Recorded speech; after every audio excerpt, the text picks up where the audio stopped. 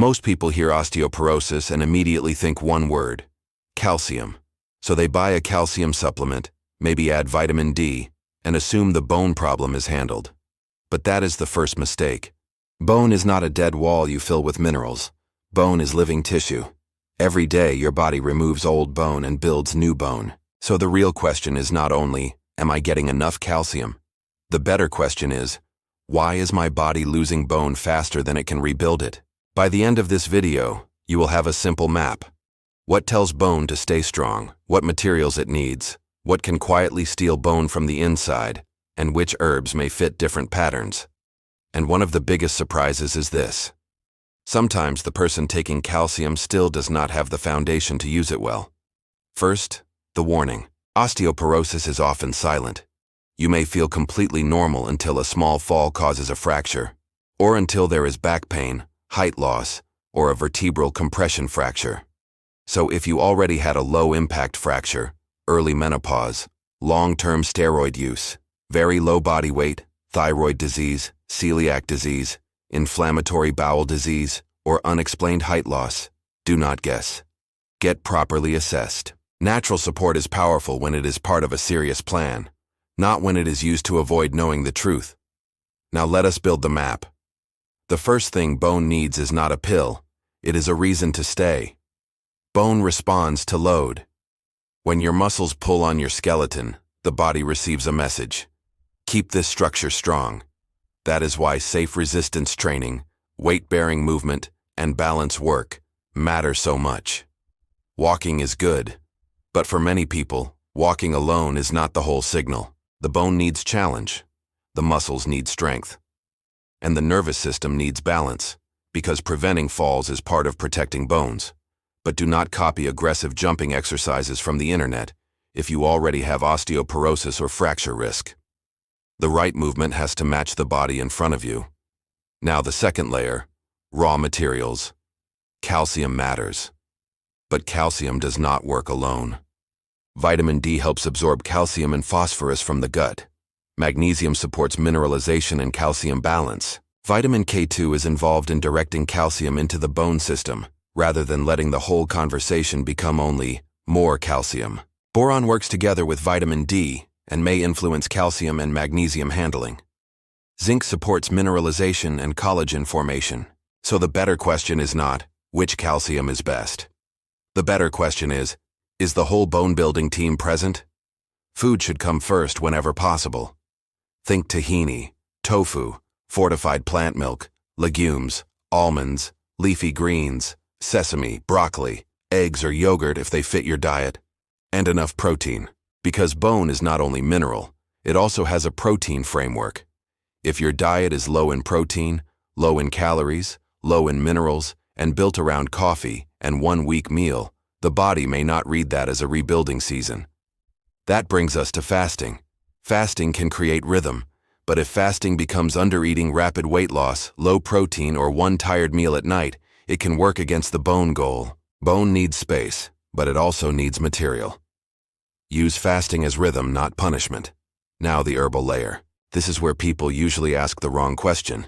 What is the best herb for osteoporosis? There is no single best herb, because bone loss has different patterns. Pattern 1.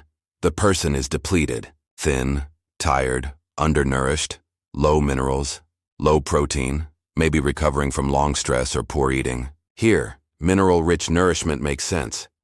Nettle leaf can be used as a mineral-rich infusion. It is not a cure for osteoporosis, but it can fit a rebuilding pattern. Horsetail is traditionally used because it contains silica. In the material from bara, silica is linked with bone mineralization support, and the formula includes horsetail alongside calcium, magnesium, D3, K2, boron, zinc, and Angelica sinensis. That combination is more interesting than calcium alone. But horsetail is also a diuretic herb, so it is not casual for everyone, especially with kidney issues, heart issues, diuretic medication, or pregnancy. Pattern 2. The turning point is menopause. After menopause, the drop in estrogen can change the balance between bone breakdown and bone formation. This does not mean every woman needs the same hormone herb, but it does mean hormonal terrain matters.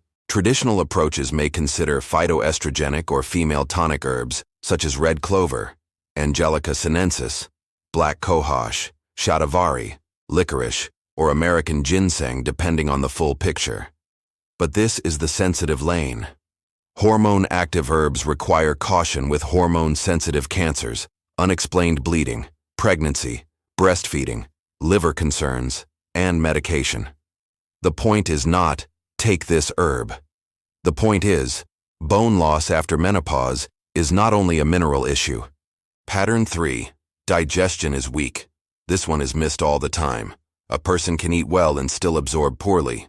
If there is bloating, heaviness, constipation, low appetite, reflux, or signs of malabsorption, the gut becomes part of the bone plan.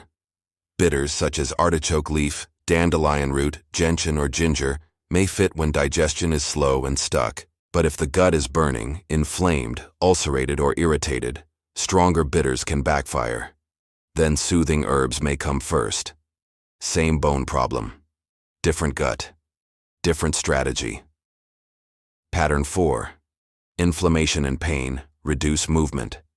If pain makes you move less, muscle weakens, balance drops, and the skeleton gets less signal to stay strong. Here, turmeric, ginger, reishi, or anti-inflammatory dietary strategies may fit as support, not because they magically build bone, but because they may help remove barriers to movement. And medicinal mushrooms can be supportive in a broader terrain. Agaricus appears in your mushroom material in relation to bone health, osteopenia, osteoporosis, fractures, kidney essence, blood, and recovery. Reishi appears again and again as an adaptogenic mushroom for stress, inflammation, immune balance, sleep, cardiovascular terrain, and aging. But we should be honest, mushrooms are support, not a replacement for load, nutrition, assessment, and fall prevention. So here is the full natural map. Do not treat osteoporosis like a calcium shortage. Treat it like a rebuilding problem. Give the bone a signal through safe strength and balance work. Give it materials through protein, minerals, vitamin D, vitamin K2, magnesium, zinc, boron, and real food. Protect digestion so the body can absorb. Respect hormonal timing, especially after menopause. Reduce inflammation and pain so movement becomes possible again. And use herbs by pattern. Nettle and horsetail for mineral support. Angelica or other female tonics when the menopausal pattern fits. Bitters when absorption is sluggish. Soothing herbs when the gut is irritated. Turmeric, ginger, or reishi when inflammation blocks movement. Agaricus or reishi as deeper terrain support when appropriate. The best natural plan is not the plan with the most capsules. It is the plan that asks, what is missing from the rebuilding process? Because calcium may be part of the answer, but it is rarely the whole story. If you want to understand health more deeply and make wiser, better informed decisions for your well-being, subscribe to the channel and stay tuned. The Herbalist.